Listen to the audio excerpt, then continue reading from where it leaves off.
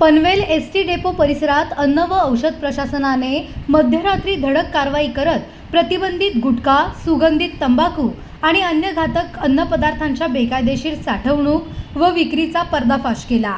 माध्यमांमधून समोर आलेल्या माहितीनंतर रायगड झोन 1च्या पथकाने 10 जून 2026 रोजी छापा टाकत हजारो रुपयांचा प्रतिबंधित माल जप्त केला आहे। या कारवाईत राम गोविंद येडे, गणित सैफान बागवान आणि अनुराग दिलीप जाधव यांच्या विरुद्ध कारवाई करण्यात आली असून राहुल गुप्ता हा प्रतिबंधित अन्नपदार्थांचा मुख्य पुरवठादार असल्याचे निष्पन्न झाले।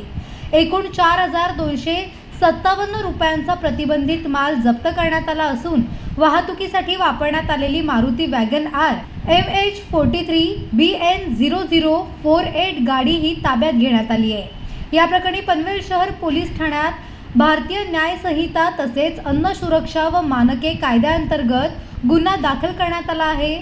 सह आयुक्त PS नलावडे, सहाय्यक आयुक्त ND मोहिते यांच्या मार्गदर्शनाखाली अन्न सुरक्षा अधिकारी VS निकम व त्यांच्या पथकाने ही कारवाई केली आहे। नागरिकांच्या आरोग्याशी खेळणाऱ्यांवर यापुढे कठोर कारवाई सुरू राहणार असल्याचा इशारा यावेळी प्रशासनाने दिला आहे। पनवेल, नवी मुंबई आणि रायगड जिल्ह्यातील ताज्या बातम्या आणि नवीन घडामोडी पाहण्यासाठी सबस्क्राइब करा कोकण संध्या न्यूज।